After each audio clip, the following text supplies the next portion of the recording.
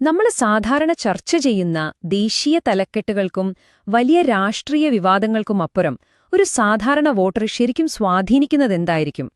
ഈ ഒരു ചോദ്യത്തിനുത്തരം തേടിയാണ് നമ്മളിന്ന് പോകുന്നത്. കേരളത്തിലെ ഏറ്റവും വാശിയേറിയ ഓരോ വോട്ടിനും സ്വർണത്തിന്റെ വിലയുള്ള ഒരു മണ്ഡലത്തിലേക്ക്, നാദാപുരത്തേക്ക്, അവിടുത്തെ രാഷ്ട്രീയത്തിന്റെ ഉള്ളറകളിലേക്ക് നമുക്കൊന്ന് ഇറങ്ങിച്ചെല്ലാം. അപ്പോ നമ്മൾ എന്തൊക്കെയാണ് നോക്കാൻ പോകുന്നത്? ആദ്യം നമ്മൾ ആ നാടിനൊന്ന് മനസ്സിലാക്കും. പിന്നെ അവിടുത്തെ ജനങ്ങളെപ്പറ്റി, അവരനുഭവിക്കുന്ന പ്രശ്നങ്ങൾ എന്തൊക്കെയാണെന്ന് നോക്കും. അതിനുശേഷം രാഷ്ട്രീയത്തിലേക്കും, അവസാനം ഇവിടെ ജയിക്കണമെങ്കിൽ എന്ത് തന്ത്രങ്ങൾ വേണമെന്നതിലേക്കും കടക്കാം, അല്ലേ? ശരി, അപ്പൊ നമുക്ക് തുടങ്ങാം. ആദ്യം തന്നെ ഈ നാടിന്റെ ഒരു സാമ്പത്തിക അടിത്തറ എന്താണെന്ന് നോക്കാം. അവിടുത്തെ ആളുകളുടെ ജീവിതം എന്തിനെയൊക്കെ ആശ്രയിച്ചാണ് മുന്നോട്ടു പോകുന്നത്? നമ്മളിപ്പോ വടക്കൻ കേരളത്തിലാണ്, മലബാറിലെ ഒരു ഉൾനാടൻ മണ്ഡലം. കാഴ്ചയിലൊക്കെ നല്ല ഭംഗിയുള്ള ഇടനാടൻ കുന്നുകൾ. പക്ഷെ ഇവിടുത്തെ സമ്പദ്വ്യവസ്ഥയ്ക്ക് രണ്ട് മുഖങ്ങളുണ്ട്, അല്ലെങ്കിൽ രണ്ട് പ്രധാന തൂണുകളിലാണ് അത് നിലനിൽക്കുന്നത് എന്ന് പറയാം. അതിലൊന്ന് ഈ മണ്ണ് തന്നെയാണ്. അടയ്ക്ക, റബ്ബർ, അങ്ങനെയുള്ള കൃഷിയാണ് ഇവിടത്തെ ഒരു പ്രധാന വരുമാനമാർഗം. പക്ഷേ അതിനേക്കാൾ ഒരുപക്ഷെ പ്രധാനപ്പെട്ടതാണ് രണ്ടാമത്തെ ഘടകം. അത് ഗൾഫാണ്. ഗൾഫ് രാജ്യങ്ങളിൽ നിന്ന് പ്രവാസികൾ അയക്കുന്ന പണം. അതാണ് ഈ നാടിന്റെ സാമ്പത്തിക വ്യവസ്ഥയുടെ നട്ടെല്ല് എന്ന് തന്നെ പറയാം. അതുകൊണ്ടുതന്നെ ലോകത്തെ എന്ത് സംഭവിച്ചാലും അതിന്റെ ഒരു അലയൊലി ഇവിടെയും ഉണ്ടാകും. ഇവിടെയാണ് നമ്മളൊരു കാര്യം ഓർക്കേണ്ടത്. ഓരോ വ്യക്തിയുടെയും സാമ്പത്തിക ഭദ്രത അവരുടെ അന്തസ്സിന്റെ ഭാഗമാണ്. വിവരങ്ങൾ അറിഞ്ഞ് ഉത്തരവാദിത്തത്തോടെ സംസാരിക്കാനും തീരുമാനമെടുക്കാനുമുള്ള ഓരോ പൗരന്റെയും അവകാശം നമ്മുടെ ഭരണഘടന ഉറപ്പു നൽകുന്നുണ്ട്. ഇത് രാഷ്ട്രീയത്തിനതീതമായ ഒരു മൂല്യമാണ്. അപ്പോ ഈ സാമ്പത്തിക സാഹചര്യങ്ങളിൽ ജീവിക്കുന്ന ഇവിടത്തെ വോട്ടർമാരാരാണ്? നമുക്ക് അവരുടെ സാമൂഹിക ഘടനയൊന്ന് നോക്കാം. കണക്കുകൾ നോക്കിയാൽ വളരെ കൗതുകകരമായൊരു കാര്യമാണ്.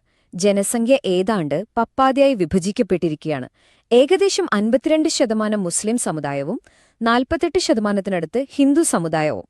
ഈയൊരു ചെറിയ വ്യത്യാസം, ഈയൊരു നേരിയ ഭൂരിഭാഗം, അതാണ് ഇവിടുത്തെ രാഷ്ട്രീയത്തിന്റെ ഗതി നിർണ്ണയിക്കുന്ന ഏറ്റവും പ്രധാനപ്പെട്ട ഘടകങ്ങളിലൊന്ന്. മാത്രമല്ല, ഇവിടത്തെ ആൾക്കാർ വെറുതെ വീട്ടിലിരിക്കുന്നവരല്ല. അവര് രാഷ്ട്രീയത്തിൽ വളരെ സജീവമായി ഇടപെടുന്നവരാണ്.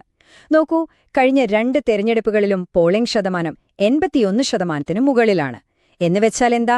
തങ്ങളുടെ ഓരോ വോട്ടിനും വിലയുണ്ടെന്നും തങ്ങളുടെ ജീവിതത്തിൽ ഒരു മാറ്റം കൊണ്ടുവരാൻ അതിന് കഴിയുമെന്നും അവർ വിശ്വസിക്കുന്നു. അത്രയേറെ പ്രതീക്ഷകളുള്ള ഒരു ജനതയാണ് നാദാപുരത്തേത്. ശരി, അപ്പോ ഇത്രയധികം പ്രതീക്ഷയോടെ വോട്ട് ചെയ്യുന്ന ഈ ജനങ്ങൾ, അവരുടെ യഥാർത്ഥ പ്രശ്നങ്ങൾ എന്തൊക്കെയാണ്? നമ്മൾ വിചാരിക്കുന്ന പോലെ വലിയ രാഷ്ട്രീയ വിഷയങ്ങളാണോ അതോ മറ്റെന്തെങ്കിലുമാണോ? കണ്ടില്ലേ, ഏറ്റവും പ്രധാനപ്പെട്ട പരാതികൾ നോക്കൂ. കുടിവെള്ളം കിട്ടുന്നില്ല, നാട്ടിലെ റോഡുകൾ പൊട്ടിപ്പൊളിഞ്ഞു കിടക്കുന്നു, ചെറുപ്പക്കാർക്ക് ജോലിയില്ല, സാധനങ്ങൾക്ക് വില കൂടുന്നു, പിന്നെ രാഷ്ട്രീയ സംഘർഷങ്ങളെക്കുറിച്ചുള്ള പേടിയും. ഇതിൽ നിന്നൊരു കാര്യം വ്യക്തമാണ്: വലിയ രാഷ്ട്രീയ ചർച്ചകൾ ഒരു വഴിക്കും സാധാരണക്കാരന്റെ ജീവിതം വേറൊരു വഴിക്കുമാണ് പോകുന്നത്. ഇവിടെയാണ് വെൽഫെയർ ഫെറ്റീഗ് അഥവാ ക്ഷേമ പദ്ധതികളോടുള്ള ഒരു തരം മടുപ്പ് കടന്നുവരുന്നത്. എന്താണിത്? അതായത്, സർക്കാർ ഒരുപാട് പദ്ധതികളൊക്കെ പ്രഖ്യാപിക്കും, പക്ഷെ അതൊക്കെ കടലാസിലൊതുങ്ങുകയോ അല്ലെങ്കിൽ സാധാരണക്കാരന് കിട്ടാൻ ഒരുപാട് ബുദ്ധിമുട്ടുകയോ ചെയ്യുമ്പോൾ അവർക്ക് ആ സിസ്റ്റത്തിലുള്ള വിശ്വാസം തന്നെ നഷ്ടപ്പെടും. പറയുന്നതൊന്നും നടക്കുന്നില്ല എന്നൊരു തോന്നല് വരും. ഇതാണ് മാറ്റത്തിനു വേണ്ടിയുള്ള ഒരു ചിന്തയിലേക്ക് അവരെ എത്തിക്കുന്നത്. അപ്പോ ഇങ്ങനെയുള്ള ഈ പ്രശ്നങ്ങളെല്ലാം കൂടിച്ചേരുമ്പോൾ നാദാപുരത്തെ രാഷ്ട്രീയം ശരിക്കും പ്രവചിക്കാൻ പറ്റാത്ത ഒന്നായി മാറുന്നു. നമുക്കവിടുത്തെ കളിക്കാരെയും അവരുടെ കണക്കുകളും ഒന്ന് നോക്കാം. ഇവിടെ ഒരു ചോദ്യമുണ്ട്. നാദാപുരം LDFന്റെ, കൃത്യമായി പറഞ്ഞാൽ CPIയുടെ ഒരു കോട്ടയാണെന്നാണ് പൊതുവെ പറയാറ്.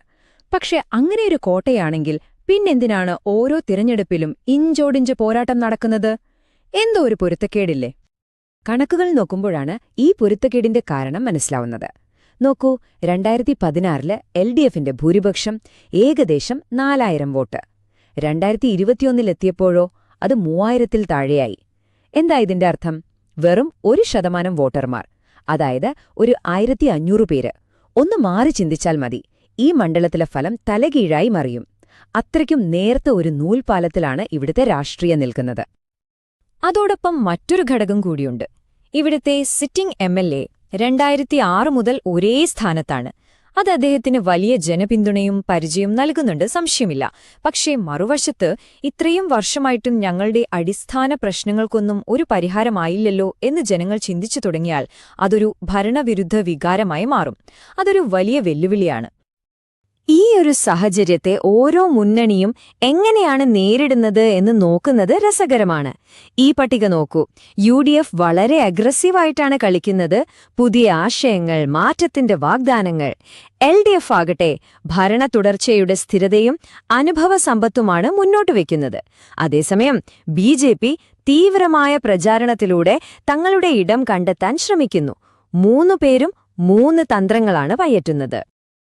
അപ്പോ ഇത്രയും സങ്കീർണമായ ഒരു കളത്തിൽ ആരാണ് അവസാനം വിജയിക്കുക?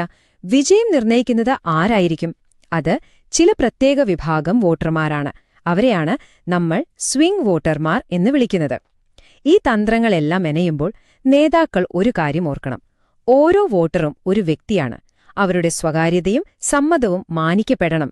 ഇന്ത്യയുടെ പുതിയ ഡിജിറ്റൽ വ്യക്തിവിവര സംരക്ഷണ നിയമം ഇതിന് വലിയ പ്രാധാന്യം നൽകുന്നുണ്ട്. ജനങ്ങളുടെ വിശ്വാസം നേടുന്നത് അവരുടെ വിവരങ്ങൾ സംരക്ഷിക്കുന്നതിലൂടെ കൂടിയാണ്. നാദാപുരത്തിൽ അത് പ്രധാനമായും 4 കൂട്ടരാണ്. 1 ജോലിയില്ലാതെ ആശങ്കപ്പെടുന്ന ചെറുപ്പക്കാർ, 2 കുടുംബ ബഡ്ജറ്റും സുരക്ഷയും നോക്കുന്ന സ്ത്രീകൾ, അവരാണ് വോട്ടർമാരിൽ പകുതിയിലധികവും, 3 ഗൾഫിൽ നിന്ന് തിരികെ വന്ന് പുതിയൊരു ജീവിതം തുടങ്ങാൻ ശ്രമിക്കുന്നവർ, 4 വിലക്കയറ്റം കൊണ്ട് ബുദ്ധിമുട്ടുന്ന സാധാരണക്കാരായ കർഷകരും ചെറുകിട കച്ചവടക്കാരും. ഇവരുടെ മനസ്സ് ആർക്കൊപ്പം നിൽക്കുന്നോ അവർ നാദാപുരത്ത് ജയിക്കും. അതുകൊണ്ട് തന്നെയാണ് ഈ വിഭാഗങ്ങളെ ലക്ഷ്യം വെച്ചുള്ള വാഗ്ദാനങ്ങൾക്ക് പ്രാധാന്യം കൂടുന്നത്. വെറുതെ എന്തെങ്കിലും പറഞ്ഞാൽ പോരാ, പെട്ടെന്ന് ഫലം കാണുന്ന കാര്യങ്ങൾ വേണം. ഉദാഹരണത്തിന്, റോഡ് ശരിയാക്കാൻ ഒരു മിന്നൽ പദ്ധതി, ഇത്ര മാസത്തിനുള്ളിൽ എല്ലാവർക്കും പൈപ്പ് വെള്ളം. പിന്നെ ആരോഗ്യ പ്രശ്നങ്ങൾക്ക് പരിഹാരമായി സൗജന്യ മെഡിക്കൽ ക്യാമ്പുകൾ, ചെറുപ്പക്കാർക്ക് തൊഴിൽ മേളകൾ. ഇതൊക്കെ കാണുമ്പോൾ ജനങ്ങൾക്ക് തോന്നും ഇവർ നമ്മുടെ പ്രശ്നങ്ങൾ മനസ്സിലാക്കുന്നുണ്ടെന്ന്. അതൊരു വലിയ മാറ്റമുണ്ടാക്കും. അപ്പോ നമ്മൾ അവസാനം എത്തിനിൽക്കുന്ന ചോദ്യം ഇതാണ്. വലിയ പ്രത്യയശാസ്ത്രങ്ങളും ദേശീയ രാഷ്ട്രീയവുമൊക്കെ ചർച്ച ചെയ്യപ്പെടുമ്പോൾ ഒരു തിരഞ്ഞെടുപ്പിന്റെ വിധി യഥാർത്ഥത്തിൽ തീരുമാനിക്കുന്നത് ഒരു കുടിവെള്ള പൈപ്പും വീടിനു മുന്നിലെ തകർന്ന റോഡുമാണോ? നാദാപുരത്തിന്റെ ഈ വിശകലനം നമ്മളോട് പറയുന്നത് അതേന്നാണ്. ഒരുപക്ഷേ യഥാർത്ഥ രാഷ്ട്രീയം തുടങ്ങുന്നത് വലിയ വേദികളിലല്ല, മറിച്ച് സാധാരണക്കാരന്റെ ദൈനംദിന ജീവിതത്തിലെ ചെറിയ പക്ഷെ ഏറ്റവും പ്രധാനപ്പെട്ട ആവശ്യങ്ങളിൽ നിന്നാണ്. വിജയത്തിലേക്കുള്ള വഴി പാകിയിരിക്കുന്നത് ആ യാഥാർത്ഥ്യങ്ങളിലൂടെയാണ്. നിങ്ങൾക്കും ജനങ്ങളെ കേന്ദ്രീകരിച്ച് പ്രവർത്തിക്കുന്ന ഒരു നേതാവാകാനും നിങ്ങളുടെ മണ്ഡലത്തെ ഉയരങ്ങളിലെത്തിക്കാനും ആഗ്രഹമുണ്ടെങ്കിൽ blueprintstrategies.ai യുമായി ബന്ധപ്പെടുക. ഇമെയിൽ mxgar@blueprintstrategies.ai അല്ലെങ്കിൽ 080420416002 എന്ന നമ്പറിൽ വിളിക്കുക. രാഷ്ട്രീയം ലക്ഷ്യങ്ങൾക്കപ്പുറം.